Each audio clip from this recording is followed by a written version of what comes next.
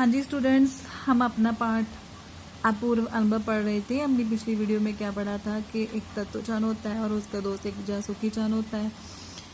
जो तत्वचान होती है वो जासूकी चान को पेट पर चढ़ने के लिए न्योता देती है, लेकिन इस बात का पता ना तो तत्वचान के माता पिता को होता है और ना ही जासूकी चान के माता पिता को। तो जो उनका स्कूल होता है उसमें एक बाग होता है, तो उस बाग में जो भी पेड़ होते हैं हर एक बच्चा उस अपना अपना पेड़ को क्या है अपने अपने पेड़ को अपनी निजी संपत्ति मानता है। तो ऐसे ही तत्वचान का भी एक पेड़ होता है। उसका पेड़ ऐसा था कि जब उस पर चढ़ते थे तो ऐसा लगता है जैसे फिसल फिसल कर नीचे गिर जाएंगे। तो जो तत्वचान होती है वो जब स्कूल की ब्रेक होती है या फिर स्कूल के बाद वहाँ अपने पेट पर चढ़ी मिलती थी, वहाँ से वह अपने ऊपर आकाश को देखती थी और जहाँ फिर नीचे सड़क पर चढ़ने वाले लोगों को देखा करती थी। इतना हमने अपनी पिछली वीडियो में पढ़ा था। आज हम आगे कंटिन्यू करेंगे। बच्चे अपने अपने पेड़ को निजी संपत्ति मानते थे। किसी दूसरे के पेट पर चढ़ना हो तो उसे पहले पूरी शिष्टता से माफ़ कीजिए, क्या मैं अंदर आ जाऊं, पूछना पड़ता था। तो जो बच्चे होते थे ना, वो अपने अपने पेड़ को अपनी के निजी संपत्ति मानते थे, निजी प्रॉपर्टी मानते थे कि ये बस मेरा ही पेड़ है और किसी का नहीं है, ठीक है। तो अगर उन्होंने किसी दूसरे के पेड़ पर चढ़ना होता है तो वो पहला पूरे आदरमान से उनसे पूछते थे कि माफ़ कीजिए, क्या मैं अंदर आ जाऊं।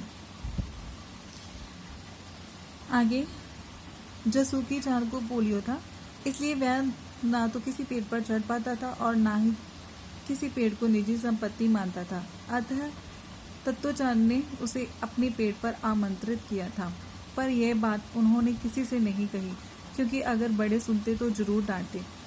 तो आप जो पिक्चर में देखते हैं जी कौन है, जासूकी चान। आप देख सकते हैं कि उन्हें क्या है, पोलियो है, ठीक है। उसकी एक लात को पोलियो था। वह ना तो किसी पेड़ पर चढ़ पाता था पोलियो होने के कारण और ना ही किसी पेड़ को अपनी निजी संपत्ति मानता था। जैसे दूसरे बच्चे मानते थे ना कि ये हमारा पेड़ है, वैसे ये नहीं मानता था, क्योंकि ये पेड़ पर चढ़ नहीं पाता था। तो जो तत्वचान होती है वो क्या करती है, वो जासूकी चान को पेड़ पर चढ़ने के लिए आमंत्रित करती है, इनवाइट करती है। पर इस बात का पता किसी को नहीं था, क्योंकि अगर बड़ों को पता होता तो वो क्या उन्हें जरूर डांट लगाते। घर से निकलते समय तत्वचान ने माँ से कहा कि वह जासूकी चान के घर डेनेन चोफू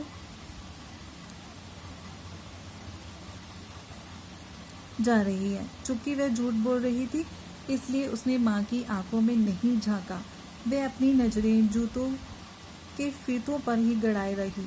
रॉकी उसके पीछे पीछे स्टेशन तक आया। जाने से पहले उसने सच बताए बिना तत्वचान से रहा नहीं गया। तो इसमें क्या बताते हैं कि जो तत्वचान होती है जब वो अपने घर से बाहर निकलती है तो वो अपने माँ को क्या कहती है कि वो कहाँ जा रही है, जासूकी चान के घर जा रही है। क्योंकि वो झूठ बोल रही होती है, इसलिए वो अपनी माँ की आंखों में आंखें डालकर बात नहीं करती। वो अपनी जो नजरें होती है वो अपने जूतों पर ही गड़ाई रखती है। लेकिन जो उसका रॉकी, यहाँ पर कौन है, रॉकी जो है तत्वचान का एक डॉगी है। वो उसका पीछा करते करते कहाँ पर पहुँच जाता है, स्टेशन पर। लेकिन जाने से पहले वो रॉकी को सच बताए बिना नहीं रह पाती। वो उसे बता देती है कि मैं कहाँ पर जा रही हूँ। आगे है, मैं जासूकी चान को अपने पेट पर चढ़ने देने वाली हूँ, उसने बताया। तो वो क्या करती है, वो रॉकी को बताती है कि मैं क्या करने वाली हूँ, जासूकी चान को पेड़ पर चढ़ने देने वाली हूँ। जब तत्वचान स्कूल पहुंची तो रेल पास उसके गले के आसपास हवा में उड़ रहा था।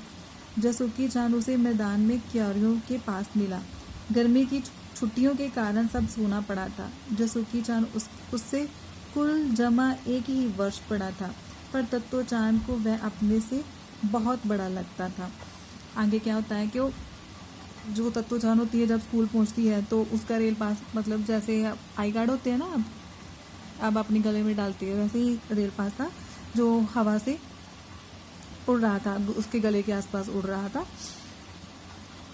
तो जो जासूकी चान था वो कहाँ पर था, मैदान की क्यारियों के पास उसे मिला। क्योंकि गर्मियों के कारण छुट्टी हुई थी, इसलिए सब क्या वहाँ पर क्या था, सूना पड़ा था, कोई भी नहीं था। जो जसुकी चांद था वो 1 साल ही उससे बड़ा था तत्तो चांद से, लेकिन तत्तो चांद को क्या लगता था कि वो उससे बहुत बड़ा था। ठीक है बच्चों, तो आज हम इतना ही पढ़ेंगे, आगे का हम अपनी नेक्स्ट वीडियो में पढ़ेंगे। धन्यवाद।